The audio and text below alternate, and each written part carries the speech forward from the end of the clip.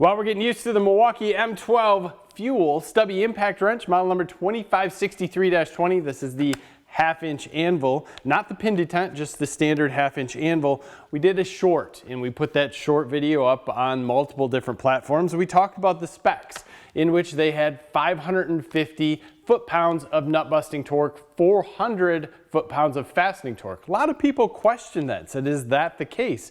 And in the beginning, we really didn't push this tool. We were trying to more get used to it in the different way we switch modes. Go over that in a minute. But what I wanted to do is just put this to the test on our skid steer bucket, because we have a bolt-on cutting edge that's on the front.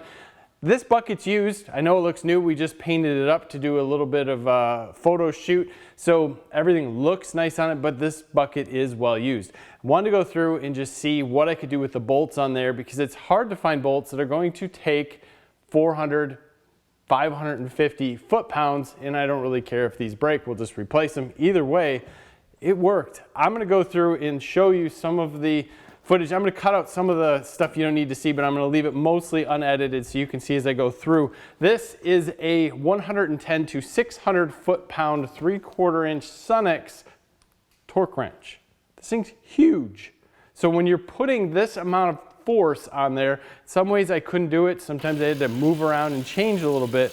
This is a long lever, and it takes a lot to get that much torque on the bolts. Check it out.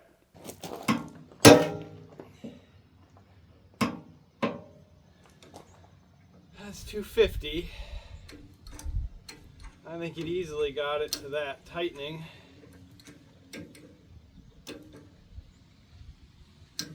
Here's 350. We are there.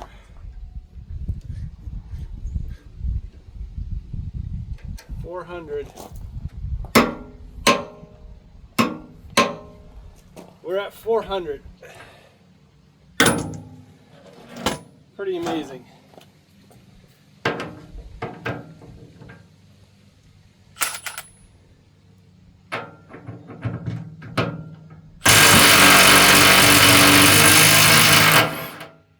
No way. That's serious. Just gonna tighten this up again.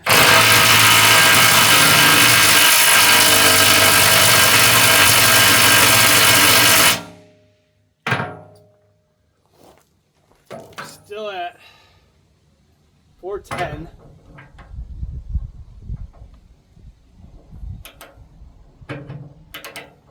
See if we got there. Obviously the bucket will move or something. That tightened to 400 right there. It's crazy.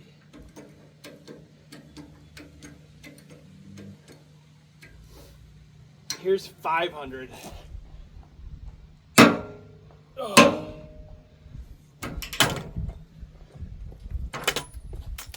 500, look at this thing. It's huge. See if we can take it off.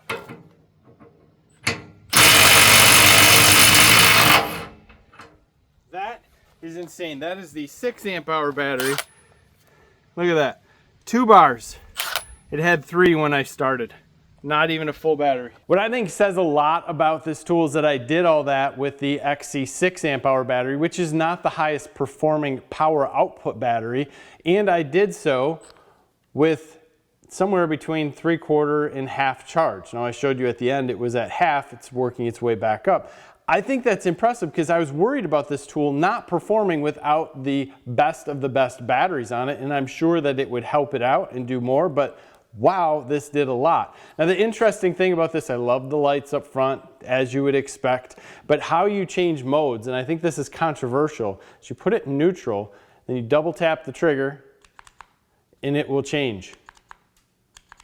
You double tap, and it keeps going through. Now the problem that some people are going to say is, well, there's no button. I think it's a huge advantage not to have a button up here, but what ends up happening is you have a direction change button that's a little bit larger than the other models, and if you see here, when I hold my finger on it, I hold high on this gun. It's like the beaver tail in back is a little bit up, and it should be, in my opinion, a little bit lower for my hand. I like to hold high. So every once in a while when I'm pulling the trigger, I put this guy in neutral and I switch modes. Not a huge deal. It's something I have to get used to holding a little lower on this. And if I did so, notice where my finger is. I am below it, no issue. I can just go up and turn. It's just how I grip this and how I think it might affect some people. Do I think it's a big deal? No, because in the 4 days I've had this and able to get, able to use it, I'm used to it. Every once in a while I find myself in neutral, and if I do, I have to look up here and make sure I'm in the right mode.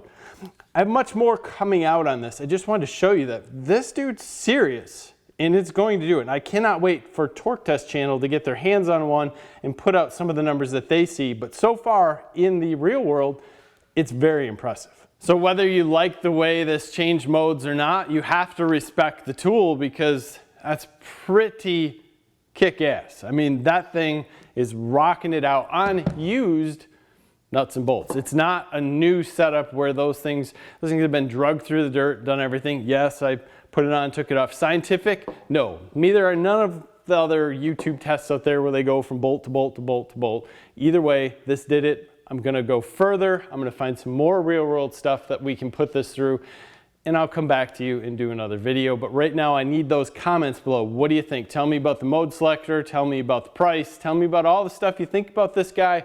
I'm very interested in hearing your comments. Give us a like on this video, subscribe to the channel if you haven't already. Thank you for your time. Have a great day.